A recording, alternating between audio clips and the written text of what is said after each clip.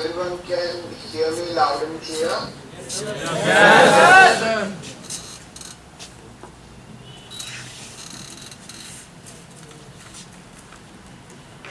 Okay.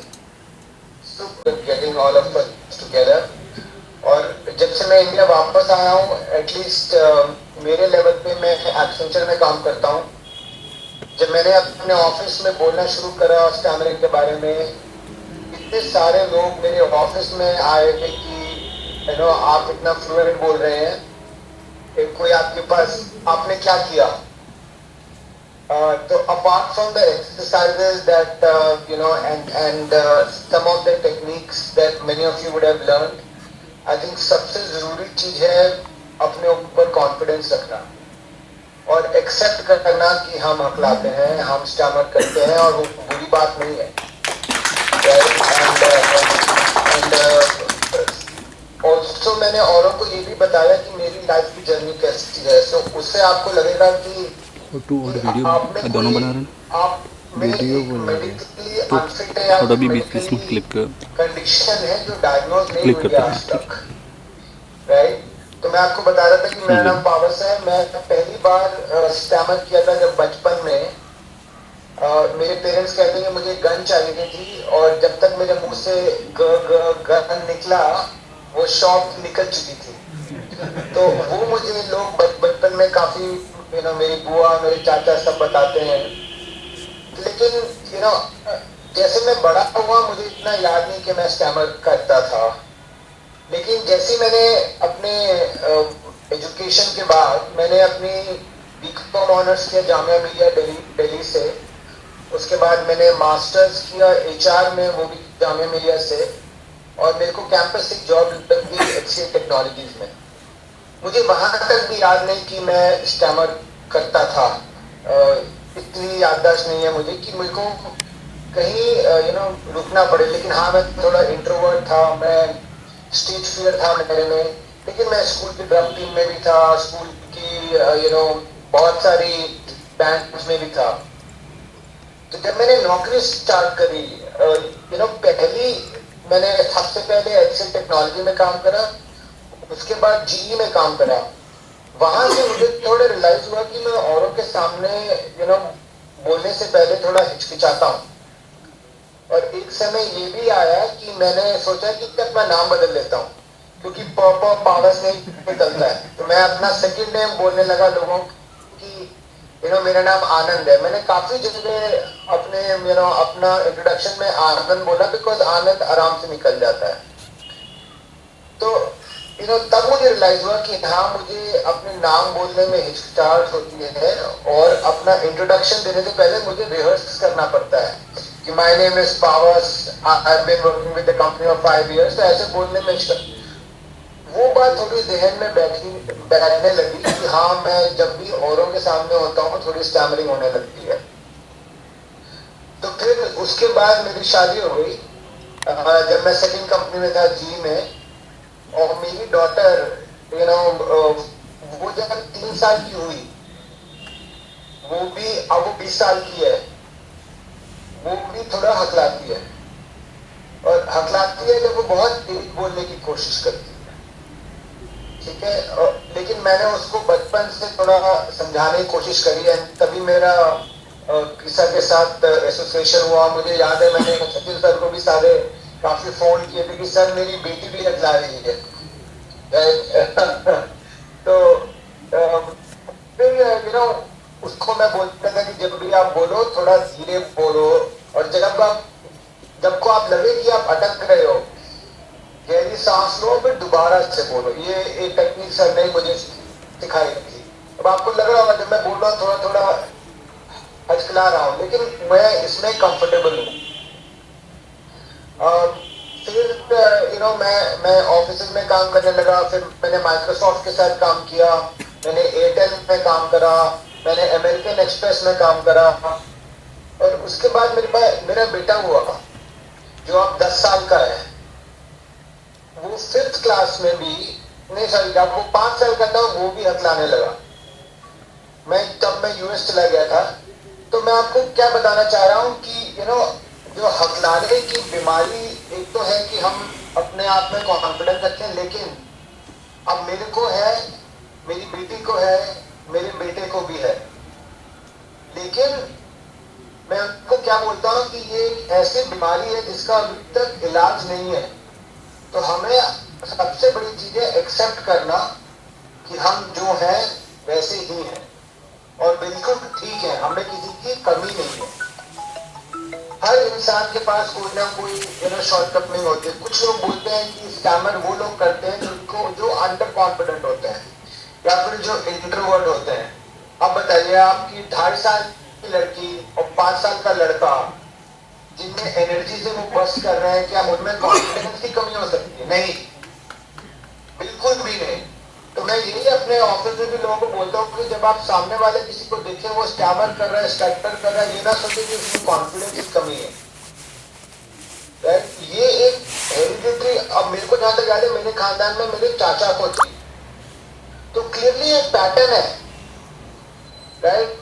चाचा से मुझको, मुझसे मेरी बेटी को, और फिर मेरे दूसरे बेटे को भी। तो ये एक पैटर्न है जिसका डायग्नोज नहीं है।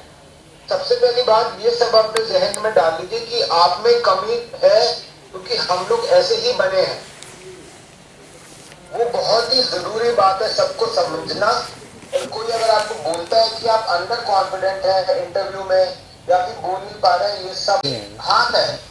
हमें कोई गंजा दिखता है उसको बोल देते हैं गंजा, कोई मोटा दिखता है उसको बोल देते हैं मोटा है। तो ऐसे कोई हकला दिखता है तो उसको बोल देते हैं हकला, हकलाता है ये। तो ये जो नाम दे दिए, हम हर इंडिविजुअल को एक बॉक्स में डाल दिया है। But that is the fact of life, we will get boxed, right? So New Year में I want to go and with the help of the coordinator and Tisa, I want to work with my recruiting team and आप लोगों के साथ एक session कराऊंगा recruiting team का, जो वो आपसे अपॉर्चुनिटी शेयर करेंगे और फिर मेरिट पे दिखेंगे who is suitable. We will not eliminate you because you stutter, but we will definitely reject you if you don't have the right skill set. So with that, I'm going to take a pause and आपके जहन में जो सवाल है और वो मैं लेना चाहूँगा।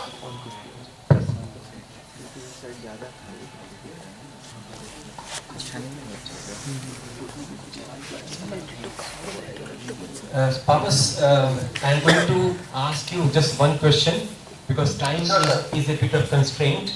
Can you hear me clearly? Yes, sir, I can. So, on behalf of all the participants here, and it is a mixed group. Some of them are from IT sector, some of them from some different background, some of them are from health background. So, generally speaking, as a HR person, what are the 3 things you will recommend them so that their chances of getting a job improves? 3 recommendations, succinct, short, to the point. 3 points. Sure. Thank you so much. So the first thing, yeah, sir. So the first thing is that your resume should not be more than 1 page, right? Anything more than 1 page, no one is going to read it.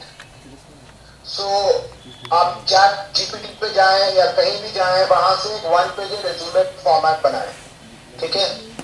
Second thing is in the resume highlight about your skills, right? कि आपने क्या काम किया है। Mother statement नहीं दे कि मैं hard working हूं, मैं कमिटेड हूं, वो ट्रस्टवर्दी हूं, वो सब गारंटीड है।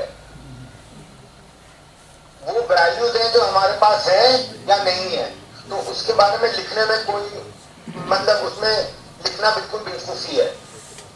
लेकिन अगर आपके पास कोई स्पेसिफिक एबिलिटी है लाइक प्रॉब्लम सॉल्वर, तो आप जो भी लिखिए रेज्यूमे में उसको आपको विद एन एग्जांपल क्वांटिफाई करना चाहिए। ऐसा कुछ मत लिखिए जो आपको इंटरव्यू को सवाल पूछे और आप बोले अरे ये तो मैंने लिखा है लेकिन मेरे पास इसका जवाब ही नहीं है, right? And the third and the most important thing, and I have one more, 4 things, sorry. The third thing is that education is extremely important, right? In India, as a country of 1.2 billion people, you have to stand out. Okay, to get a job, see what kind of skill sets you need. अगर आप engineer हैं तो क्या skill set है, अगर आप graduate हैं तो क्या स्किल सेट है. ऐसे तो कोई कोर्स ना करें जिसकी भी आपको जॉब ना मिले. अगर आपने वो कर भी लिया तो कुछ एडिशनल स्किल सेट एक्वायर करते हैं, right. And last but not the least, interview में डंके की चोट पे बोलते हैं कि मैं हकलाता हूं, और उसको इंटरव्यू से पहले ही बोलते हैं, सबसे पहले कि सर मैं हकलाता हूं लेकिन ये मेरी स्किल सेट में बाधा नहीं डालेगा. अगर चाहे तो उसको रिज्यूमे पे भी लिख दे, कोई प्रॉब्लम नहीं. Pavas, thank you so much for summarizing your message in such a in a neat bundle, and we will definitely keep in touch. Delhi Group will get in touch with you, and if Accenture is doing so much, we will definitely do our part. And thank you so much. Thank you, sir. If you want to give any message to the people gathered here in national conference, we are doing this national Look, sir. conference since 2011. And this is 13th national conference, and it's so much Yes, fun sir. to meet all of us together in one place. So anything you want to share generally? No sir, absolutely. कि आप अकेले नहीं हैं दुनिया में, हमारे जैसे बहुत सारे लोग हैं. तो कभी भी आपको लगे कि आप ऐसे क्यों हैं, मेरी शक्ल याद रखें. मैं गंजा हूँ, मैं बहरा हूँ, मैं हकलाता हूँ. तो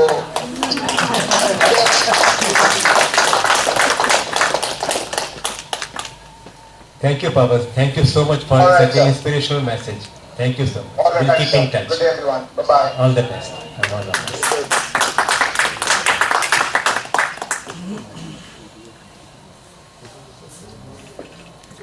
So I will ask one of you to summarize 3 things which he said. Let me see how much you are able to absorb and then recall. और हिंदी में इस बार अंग्रेजी बहुत होगी. हाँ, ये भैया बताएं. बोलिए 3 बातें जो बताई पावस आनंद जी ने.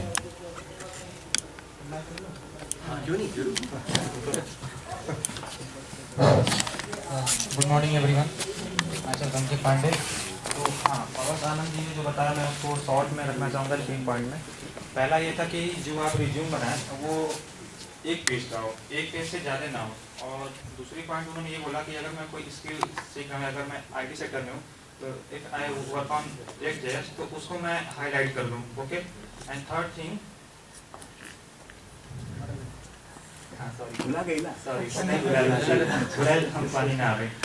तीसरा ये बात रहा कि आप जो शिक्षा बाटे हमन का बहुत मतलब नीड है. वो अगर आप उसको मतलब आप एजुकेशन लेते हैं तो बहुत जरूरी है इंडिया में काफ़ी अच्छे तरीके से सस्टेन करना, क्योंकि यहाँ का पॉपुलेशन और कंपटीशन बहुत ज़्यादा है. तो या दिस 3 टॉपिक्स. Thank you. और आखिरी बात उन्होंने बोली थी कि रिज्यूमे में भी लिख दो और इंटरव्यू में भी जाके बोल दो मैं हकलाता हूँ. मैं संकोच है. कई बार लोग तीसरा में पिछले हजारों साल से यही पूछ रहे हैं कि मैं इंटरव्यू में बताऊं कि ना बताऊं मैं हकलाता हूँ. अगर बता दूंगा तो फिर तो गड़बड़ हो जाए, और नहीं बताऊंगा तो मुझे डर लगता है तो मैं क्या करूँ. ऐसे लोग यही पूछते हैं कि लड़की वाले देखने आ रहे हैं उनको भी बताऊं कि ना बताऊं, और कैसे बताऊं, व्हाट्सएप पे बताऊं, SMS करूं, से बताऊं. लेकिन अगर आपने समझ लिया कि बताने में बहुत से फायदे हैं, छिपाने में बहुत सी समस्याएं हैं.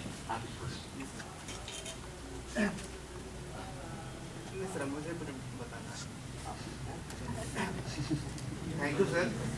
So, my name is MD Tanveer Alam. जैसे कि अभी सर बता रहे थे कि जब भी आप इंटरव्यू देने के लिए जाए तो ये बिल्कुल भी संकोच ना करे ये बताने में कि मैं क्या भी करता हूँ. सो मैं अपने एक्सपीरियंस थोड़ा 2 लाइन में शेयर करना चाहता हूँ कि लास्ट मैं 3 days बिफोर गुड़गांव इंटरव्यू देने के लिए गया था, और मैंने निसंकोच उन्हें बता दिया कि इंटरव्यू में कि मैं हकलाता हूँ.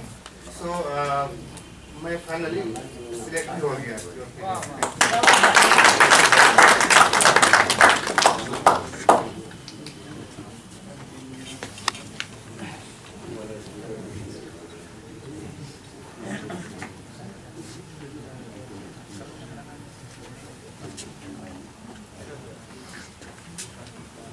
There's a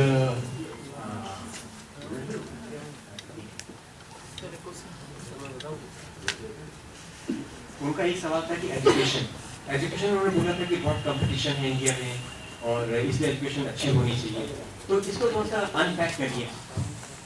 बहुत से लोग ऐसे हैं बीटेक करके समझते हैं मैदान मार लिया आप कुछ नहीं कर, तो उनके लिए क्या कहेंगे आप, मतलब क्या वाजिब है, उन्हें क्या करना चाहिए? बहुत से लोग कहते हैं बीटेक कर लिया एमबीए नहीं करना चाहिए, उसमें बहुत प्रेजेंटेशन देने पड़ते हैं, एमटेक भी नहीं करना है, उसमें भी बहुत प्रेजेंटेशन देना पड़ता है, तो इसके बारे में कुछ कहना चाहेंगे? Good morning everyone. My name is Gaurav Besas and I am basically from Mumbai, but I stay in Pune. So let me think about your. You're doing BTech? Yeah. I have done BE in information technology. Are you planning to go for post? No. Why? I'm already working since last 17 years in IT industry. So I have already done my not postgrad, but I have done a project management course. Yeah. And currently I'm not thinking to do any postgrad. Why did you do a project management course? To upgrade myself and to go to a better position. So just say a few words about this. Why it is so much important? Because many young people think I've done BTech. अब क्या करना है? Yeah. So usual process, if you want to promote yourself from a software engineer to a senior software engineer to a team leader and to a project manager, it's a normal process. But if it doesn't happen, then you might need to get additional certifications. So for that, I did a project management professional certification, which is from America University, and which is helping me to gain more skills into project management, and I got more knowledge and information on that topic. Yeah. Coming to your question, so yes, of course, I mean, if you have done any BTech or PE degree, then obviously you have those skills. But in addition, you need to get more, you get on-job training, because not necessarily like what you have learned during the 4-year course might be, it cannot be that you have to use the same skill set. But in addition also you have to gain more soft skills also, more presentation skills. क्या online courses करना जैसे कि Coursera offer करता है, totally free courses 3 weeks on this 3 weeks on, क्या वो किसी काम के हो सकते हैं? कर सकते हैं। उनसे क्या फायदा होगा? See, basically आपका जो प्रॉब्लम क्या है वो आपको समझना है बेसिकली। जैसे कि what I observe, interpersonal skills also matter a lot. How you deal with your colleagues, how you deal with your manager and your juniors and your seniors, how you interact with them, that also matters. And of course, as Pawas Anand said, that you need to have right education and right skill set. And if you need basis, then you need to gain more certifications. And Good. I got your point. Thank you so much. अपना biodata एक पन्ने में कैसे सीमित कर दिया जाए, ये जादू कोई अगर जानता तो बताए, हाथ खड़ा करें। How to write one-page CVs?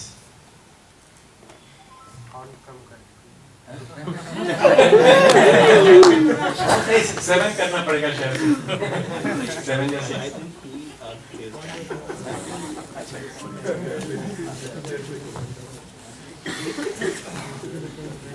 ये प्रेजेंटेशन प्रिंस आपका है क्या? आपका है? Hello everyone. बैठ जाइए। My name is Anuj Kumar Gupta and I have recently applied for so many jobs after my graduation, and one page CV तैयार करने के लिए हमारे कॉलेज वालों ने भी हमारी हेल्प करी थी। तो उसमें अगर हम लोग स्टार्टिंग से अगर स्टार्ट करें तो स्टार्टिंग में जो फर्स्ट कॉलम होता है वहाँ पे हम अपनी बेसिक डिटेल्स डाल सकते हैं, मतलब आपका कॉन्टैक्ट इन्फॉर्मेशन क्या है, आपका ईमेल आईडी क्या है, आपकी लिंक्डइन आईडी क्या है, या फिर आपका गिटहब आईडी क्या है। और इसमें लाइट बोलने ही वाले थे। इसको और छोटा करने के लिए हम लोग ये कर सकते हैं कि आपको पूरी वेबसाइट लिखने की जगह उस वेबसाइट का जो लोगो है वो वहाँ पे डाल के एंड उस लोगो पे हाइपर लिंक डाल के आप वहाँ से उसको रीडायरेक्ट करवा सकते हैं कि हाँ अगर मेरे को अपने लिंक्डइन की प्रोफाइल डालनी है तो पूरी प्रोफाइल डालने की जगह बस लिंक्डइन का लोगो डाल दिया एंड उस लोगो पे हाइपर लिंक डाल दिया अपनी प्रोफाइल का। फिर उसके बाद अगर आए तो उसके बाद फिर आपने जहाँ से ग्रेजुएशन करी है वहाँ से, एंड आई गेस ग्रेजुएशन के बाद अगर आप जॉब अप्लाई कर रहे हैं तो आई डोंट थिंक कि स्कूलिंग आपने कहाँ से की वो मैटर करता है, तो इसको हटा के आप और भी स्पेस बचा सकते हैं। उसके बाद जो सेकंड मोस्ट इम्पोर्टेंट कॉलम आता है, वो आता है आपके स्किल सेट का, कि आपके पास क्या क्या स्किल्स हैं। अगर आप आईटी सेक्टर में जाना चाह रहे हैं तो आपके पास कौन सी लैंग्वेजेस आती हैं, आपने किस टॉपिक्स पे अपनी रिसर्च करी हुई है, अगर आपके खुद के कोई रिसर्च पेपर्स हैं वो, या फिर आपका कोई भी प्रोजेक्ट है जो पब्लिकली ऑनलाइन वेबसाइट पे, यानी कि कोई भी उसको जाके देख सकता है। तो अगर आपकी ऑनलाइन प्रेजेंस अच्छी है, आपका काम अगर ऑनलाइन पे ज्यादा है तो वो ज्यादा अच्छे से दिखता है अगर आप किसी को रेज्यूमे एक और कर दिए, उसके बाद आती है आपकी इस साइड ज्यादा है, इस साइड अचीवमेंट, यानी कि आपने एजुकेशनल चीज में क्या क्या अचीवमेंट किया हुआ है, यानी कि आपने कोई कंपटीशन जीती है वो, या फिर अगर आप अपने काम की वजह से आपको कोई अवार्ड मिला है, या फिर कोई ऑनरेबल इवेंट में आपको बुलाया गया है वो। एंड उसके बाद फिर जो छोटा सा सेक्शन बच जाता है, वहां पे आप अपनी सॉफ्ट स्किल्स वाली अचीवमेंट्स को डाल सकते हैं, कि आपकी सॉफ्ट स्किल्स की वजह से आपको कोई अचीवमेंट मिला है क्या, यानी कि अगर आपने कोई डिबेट कंपटीशन जीता है, या फिर अगर आपने कोई भी ऐसा काम किया है जो आपकी टेक्निकल स्किल से अलग शो होता है। क्योंकि आजकल कोई भी कॉर्पोरेट या फिर कोई भी अगर आप कहीं भी जाते हैं तो वो लोग टेक्निकल स्किल्स के साथ थोड़ा बहुत ये भी देखना चाहते हैं कि this man has a life और नॉट, मतलब इस आदमी के बाद अगर अपने काम के अलावा ये कुछ और काम में भी चाहता है कि नहीं। एंड लास्ट में अपनी हॉबीज वगैरह या फिर कुछ भी अपना साइन वगैरह करके डाल सकते हैं। तो ये सब करके आप अपने एक पेज में ही आपने पूरी इंफॉर्मेशन डाल दी जो जो जरूरी है एक जॉब की पर्सपेक्टिव से। 2 पेज या 2 से ज्यादा से कोई फायदा नहीं होगा। Thank you.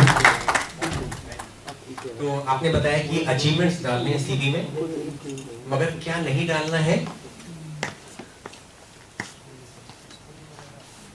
पवन सानंद ने बोला था कि वैल्यूज के बारे में बात मत करना, अचीवमेंट की बात करना।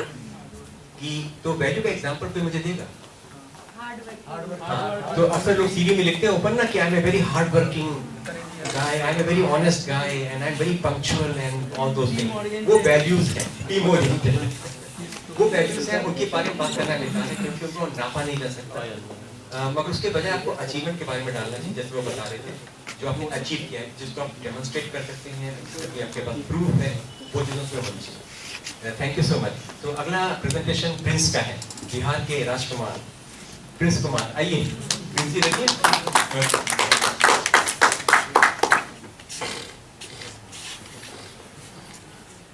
Very thank you, sir, and very good evening to all of my friends who present here. जो टीसा है एज ए राइजिंग सन है उन लोगों के लिए जो स्ट्रगल करते हैं, because they need a hope, they need a support, they need a punctual support, emotional support for that.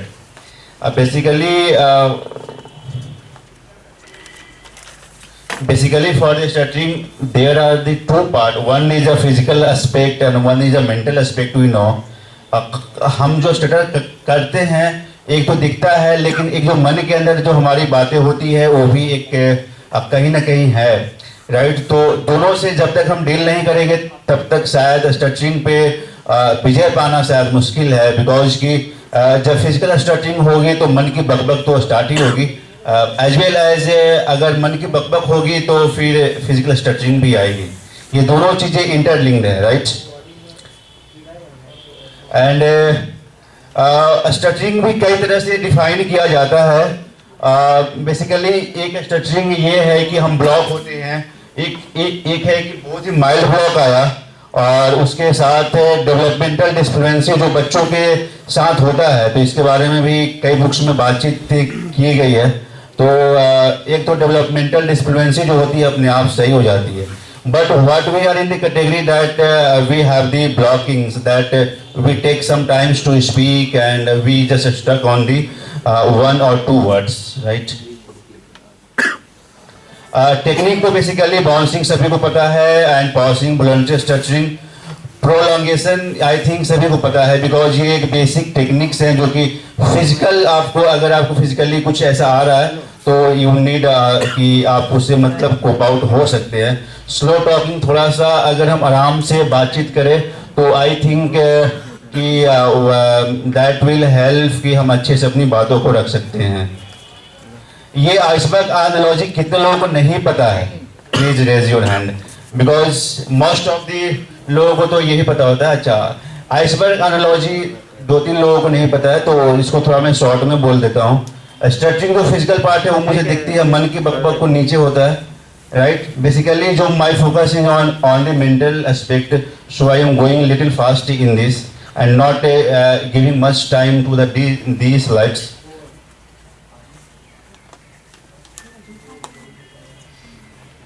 ये भी एक फैक्ट है कि हम लोग ज़्यादा थोड़ा इमोशनल होते हैं और हाईली कम्पिटिटिव होते हैं। हमें लगता है कि मतलब चीज़ें थोड़ी फास्ट हो, बहुत ज़्यादा फास्ट ब्रेक हो, राइट, और सेंसिटिव अधिक होते हैं। I mean to say people are the more sensitive means अगर एक बार अगर हमें ब्लॉक आ जाए तो हमारे साथ क्या होता है कि अरे यार मेरे को ब्लॉक आ गए, ये कैसे हो गया और ये कैसे हो गया। तो हम लोग वर्ड्स को लेकर के काफ़ी ज़्यादा मतलब सेंसिटिव होते हैं। आवाज़ है क्लियर? राइट। तो काफ़ी ज़्यादा सेंसिटिव होते हैं और थोड़ा शर्मीले भी होते हैं। We feel very ashamed. कहीं पे अगर कुछ बात करनी हो तो बहुत ज़्यादा हम लोग शर्माते भी हैं, खुद को ज़्यादा ये करते हैं। इसको लास्ट में देखेंगे अगर समय बचता है तो, स्ट्रेचिंग माइंडसेट और स्ट्रेचिंग हेक्सागन। अभी इसको लीव करते हैं। हाँ, बेसिकली ये एक सवाल होता है, आई थिंक सभी के मन में होगा कि how I and anybody become structure. ये सवाल है किसी के मन में कि आखिर मुझे को क्यों हुआ या फिर मेरे को क्यों, राइट। तो ये एक्चुअली एक मतलब लर्निंग प्रोसेस के थ्रू होता है। जब आपने फर्स्ट बार स्टटर किया है ना, अब जैसे कि ये बच्चा है, अभी बच्चा जब क्लास में कुछ बोल रहा है तो देन छोटा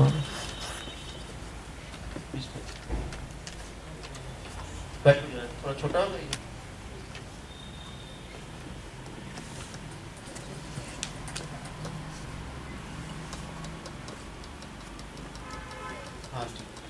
हाँ, ऐसे ही ठीक है। तो अब ये बच्चा है, अब स्कूल में गया, कुछ कहीं पे ब्लॉक हुआ, मतलब अगर ये ब्लॉक हो जाता है जो कि एक हेजिटेशन के भी वजह से होता है, बहुत बच्चे हैं जो होते हैं। तो अब इसका मन में क्या होता है, इसके मन में ये बातें हमेशा होते रहते हैं कि यार मेरे को ब्लॉक आ गई, मैं क्या करूं, ये गलत है, ये क्राइम है। ये एक जो माइंडसेट है ना, इसका बनना स्टार्ट हो जाता है। और इसकी वजह से जो बच्चा है वो फील असेम्ड करता है। क्योंकि क्लास में एक ही बच्चे होते हैं, एक या दो ही बच्चे होते हैं, मोस्टली एक ही बच्चा होता है जो स्टटर करता है। यहाँ पे तो हम लोग हैं, तो हम लोग ज़्यादा फील कंफर्टेबल हैं, राइट। तो मतलब ये है, और इससे ये एक मतलब एपोलॉजी, ये एक तरीका होता है सीखने का। वो बार बार असेम्ड फील करता है, राइट।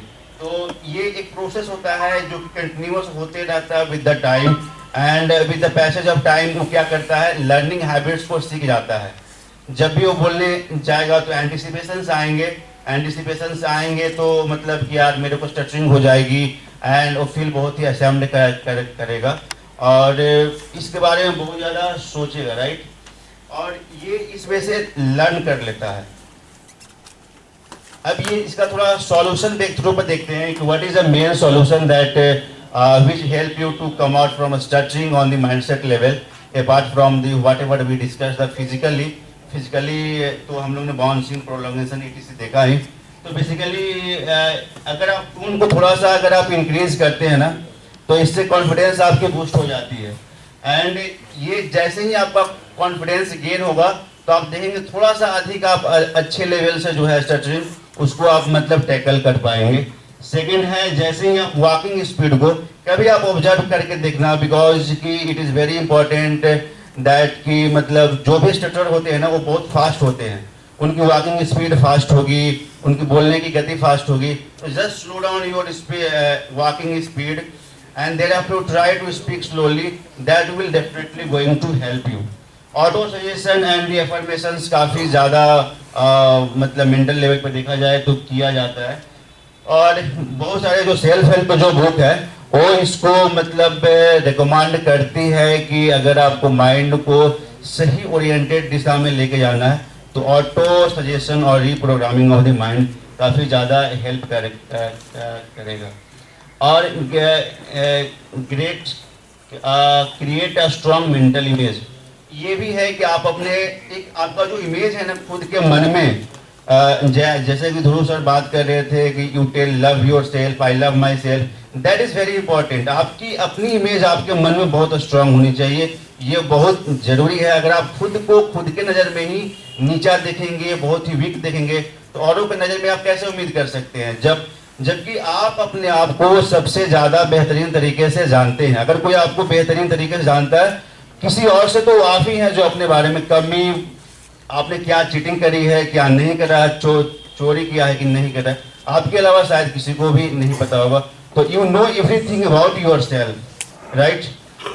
तो just that, and one more thing that will help, that if you feel inconfident, just take your body, say yes that I can do it, that will definitely help you. That is a little bit about the neurolinguistic, कि जब आप body को shake करके बोलते हैं ना तो energy की फ्लो होती है, and definitely that will be going to help you to cope up with the stuttering, right?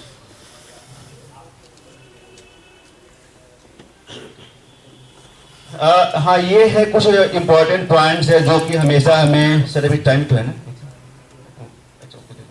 तो ये है जो कि काफ़ी मतलब इम्पोर्टेंट है कि आप अपने आप को वैल्यूएबल देखिए। ऐसा नहीं है कि हम इनवैल्यूएबल हैं, मैं तो कुछ नहीं कर सकता हूँ, मैं हेल्पलेस हूँ, ये सब बातें मन में निकालने की कोशिश कीजिए। ये धीरे धीरे होगा। आई थिंक ये कोई एक दिन की बात नहीं है, 2 दिन की बात नहीं है। With the passage of time जैसे ही ये सारी चीज़ें होंगी तो ये होगा। और never ever allow others to entertain, ये भी बहुत इंपॉर्टेंट है। अगर कोई हम बोलते हैं, कोई बीच में टोक दिया तो हम रुक जाते हैं और थोड़ा सा लगता है कि यार लगता है मुझसे गलती हो गई। इवन दो हमसे गलती हुई भी नहीं होती है फिर भी हम गलती मान लेते हैं। ऐसा नहीं करना है। You put your point very confidently among the peoples, that is very necessary, as well as you always feel and visualize yourself as a good person, or as you are talking very मतलब calmly, even though you are a stutter or not, it is not a matter. It is a matter that how you calmly react to the people. कल sir लोग थे बैठे हैं मतलब stage पे थे, most of them सभी यहाँ पे स्टटर ही हैं, लेकिन how they are reacting towards this, that is the main matter. If you are reacting towards this in the haphazard way, that कि अरे यार ये मेरे को हो गया, मुझसे गलती हो गई, that will definitely going to destroy your mental space, right? And just feel as a stuttering as a simple, right? Don't feel like the crime कि अगर स्टटरिंग हो गई तो यार मुझसे तो बहुत बड़ी गलती हो गई। ये बहुतों के दिमाग में होता है कि अगर उनसे स्टटरिंग हो जाती है तो उन्हें लगता है कि मुझसे गलती हो गई, बहुत बड़ी गलती हो गई। Please don't do so. Stuttering is not a crime. You are not going to jail for it. Just feel free to stutter, right? That is the main thing, and it is very important that you give yourself to a space, right? And map is not a territory. That is very important. हमारे जो मन की जो बातें हैं ना वो सच्चाई नहीं है। ये जब तक हम सच्चाई को जाके खुद से पूछ न ले, हमारे जो स्टटरिंग इंटरव्यू जो होते हैं या फिर इसके बाद सर ने बोला, सर ने मैसेज किया है कि इको पार्क में होगा, what is the motto of that, कि आप जो खुद में सोचते हैं आप जाके लोगों से पूछ के तो देखिए वो लोग आखिर सोचते क्या हैं। पीपल के पास इतने टाइम नहीं है कि वो आपके बारे में सोचे, आप ही जो सोचते हैं। तो just feel free that is not a reality. बस ये लास्ट स्लाइड है। This is just a technique. Actually, अगर if you don't know about the size of the elephant and size of the dog, अगर आपको इसको दिखाया जाता तो आप किससे डरते? मैं obviously बोल सकता हूँ, अभी समय नहीं, अदरवाइज मैं इससे फीडबैक भी मांग लेता।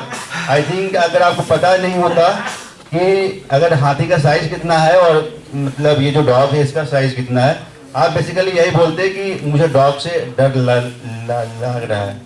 और जब आपको हाथी को दिखाया जाता रियलिटी में, then you can say that कि यार ये तो हाथी से डरने की बात है, कुत्ते तो कुछ नहीं होते हैं, राइट? तो बेसिकली हमारे मन में भी ऐसा ही चीज़ें होती है। जब हम जाते हैं स्टोर पे ये पे, पहले ही हम अपने मन की जो बातें हैं उसके द्वारा खुद को ऐसे बना लेते हैं। आई थिंक कि मतलब आपकी जो इमेज है आपके नज़र में काफ़ी छोटी हो जाती है। आपको लगता है कि मैं कुछ नहीं हूँ, सामने वाला ही सब कुछ है। और अगर स्टटरिंग अगर हो गई तो भाई बड़ा दिक्कत हो जाएगा. Please don't do say. And for this you can exercise one thing that is going to help you, right? The enlarge your color. आप बेसिकली जब भी जाएं तो आप एक थोड़ा समय दे के जाएं. कुछ दिनों तक अगर आप ऐसे करेंगे, thereafter I am confident that you will be achieve that stage, right? तो मुझे तो आप जैसे ही खुद को स्ट्रांग बना के जाएंगे तो उसके बाद आप अपने आप को कॉन्फिडेंस फील करेंगे एंड thereafter आप वहाँ पे अच्छे तरीके से डील कर पाएंगे. आई डोंट से कि either you are a stammer or not. It is a matter of the time that after some times you will not, you will just become like the Sachin sir. He is very fluent now. और कल ये सवाल भी आई थी शायद कि Sachin sir तो काफी ज्यादा फ्लुएंट बोलते हैं, है ना. तो ये मैटर ऑफ द टाइम, लेकिन but you can able to react the calmly to that, है ना. तो ये थी already. Thanks for this. And one thing, मेरे को भी काफी ज्यादा, जब मैं 11th में था 2018 के आसपास, 2017 के आसपास, I was not able to talk to the people. मुझे याद है कि ये मैं पटना में तैयारी करता था, तो जब गांधी मैदान जब जाना होता था तो मैं बुक का नाम लिख के लेके जाता था उस समय. और मैं लोगों, मुझे तो ऐसा लगता था कि यार इतने सारे रास्ते क्यों हैं, लोगों से इतना पूछना पड़ता है. ये एक रियलिटी थी कि जब मैं यहाँ से यहाँ पे जस्ट बगल में एक और रविंदर करके एक मतलब सभागार है, वहाँ पे हुआ था हम लोग का सेमिनार. मैं जब मतलब इंटर में क्लास करता था तो मुझे लगता था यार इतने सारे रास्ते इन लोग बना दिए, मेरे को कुछ पता नहीं है, लोगों से पूछना पड़ता है, लोगों से पूछने में इतनी ज़्यादा दिक्कत आती है, और वो भी जाके बोलना पड़ता है ये फोन किधर है ना. तो बड़ा मुश्किल होता था. लेकिन जब मैंने इन सभी चीज़ों को देखा, थोड़ा इसके बारे में स्टडी किया, मुझे लगा कि मैं इसे कोप कर सकता हूँ. You can. Okay, thank you very much. Prince, thank you so much, बहुत अच्छा प्रेजेंटेशन था. मैं फटाफट एक फीडबैक चाहता हूँ आपसे. कोई एक बात जो प्रिंस ने बताई जो आपके दिल को छू गई हो.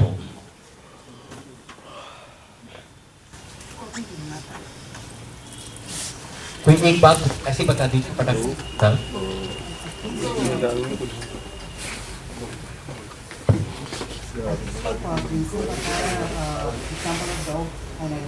बहुत बढ़िया, बहुत बढ़िया, बिल्कुल ठीक. तो कई बार हम मेंटल इमेज बना लेते हैं कि मेरी समस्याएं मुझसे बहुत बड़ी हैं. और किसी काउंसलर ने किसी पेशेंट से पूछा भी था कि make up your mind, are your problem bigger than your god और is your god bigger than your problems. Make up your.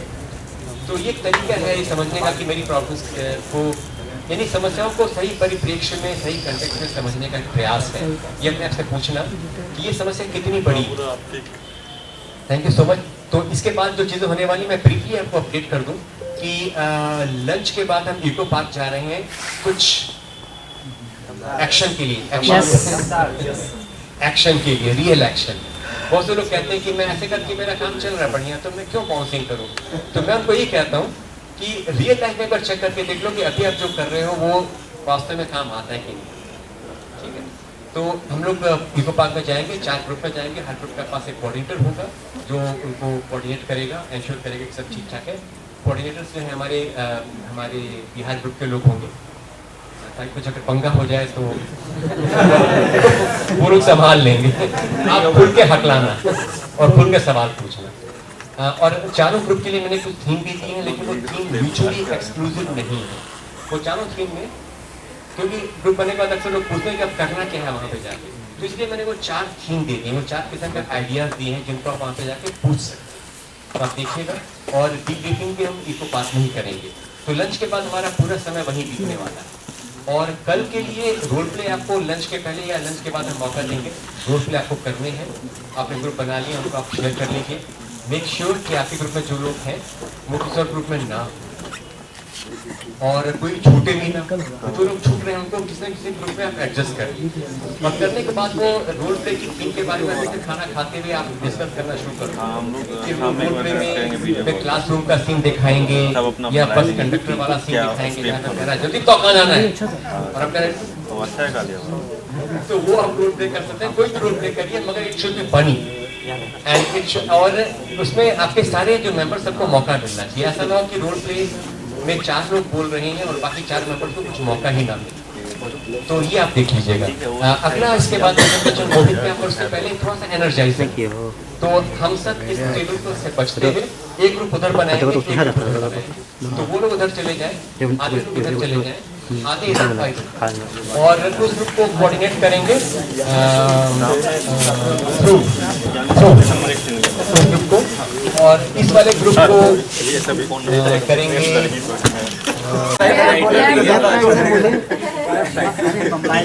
माई बोले हाथ नीचे, बाय लेफ्ट होता है, माई बोले हिंदी समझ लो भगवान के लिए, बाया लेफ्ट दाया राइट, माई बोले कंफ्यूजन दूर करो, और अगर मैं बोलूं बाया तो ऊपर कलर किया, आउट आउट आउट। अभी एक राउंड करके रिहर्सल के लिए, उसके बाद फिर एक्चुअल फाइनल होगा, फिर जो ब्रेक करेगा वो बीच में आएगा, ठीक है। माई बोले दाएं हाथ ऊपर, और मैं उल्टा करूंगा, मैं बोलूंगा दाएं हाथ, लेकिन मैं अपना बाएं हाथ उठाऊंगा। तो मेरे को देखना मत, मेरे को सुनना ध्यान से। So pay attention to the verbal command, not my behaviour. माई बोले हाथ नीचे, माई बोले दाएं हाथ ऊपर, माई बोले दोनों हाथ ऊपर, दोनों हाथ नीचे, वो बीच में आ जाए। जिन्होंने नीचे किया तो वो बीच में आ जाए।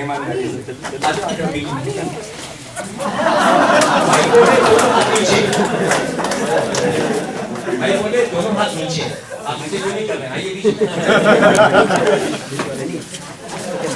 अब इन्हों को देखना है जो बाकी बचे हैं कि वो माई बोले आंखें बंद, माई बोले आंख खोल, माई बोले कान छू, ओके, माई बोले कान छोड़, माई बोले नाक पकड़, नाक छोड़, जितना थोड़ा बीच में आ जाओ, जितना थोड़ा बीच में आ जाओ, जितना थोड़ा बीच में आ जाओ। जिन्होंने पकड़ी नाक उन्होंने सही किया, वो अपनी जगह पे रहेंगे। ये दो लोग हैं, माई बोले ये दोनों नाक वाले इधर आ जाए, वो भी भैया। माई बोले आप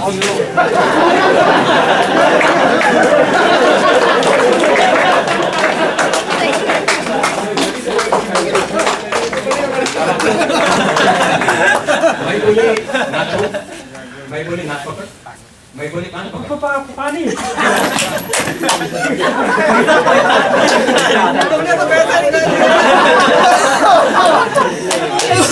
भाई बोले हाथ नीचे, नानी पानी पानी, भाई बोले खड़ी हो जानी, भाई बोले पानी पानी, माई बोले सर खुजा, माई बोले हाथ नीचे कर ले, माई बोले बाएं हाथ ऊपर, माई बोले बाएं हाथ ऊपर, माई बोले दोनों हाथ नीचे, माई बोले बाएं हाथ ऊपर, बाएं हाथ नीचे, माई बोले हाथ नीचे, माई बोले दोनों हाथ ऊपर, माई बोले एक हाथ नीचे,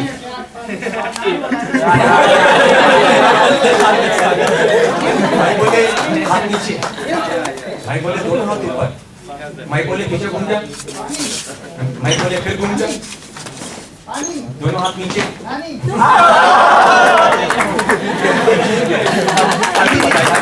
माई बोल रही है, माई बोले गाना सुना, माई रुकी नानी नानी पानी पानी नानी पानी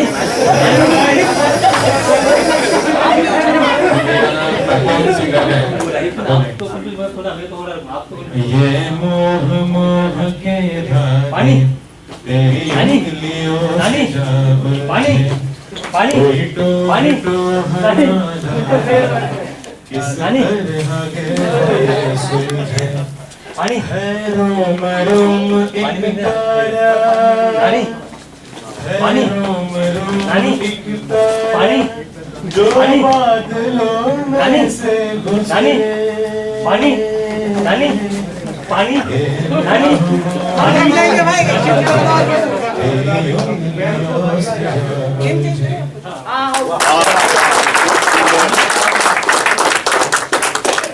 सुंदर गाया आपने, बहुत सुंदर। Thank you so much. Mumbai चल रहा है।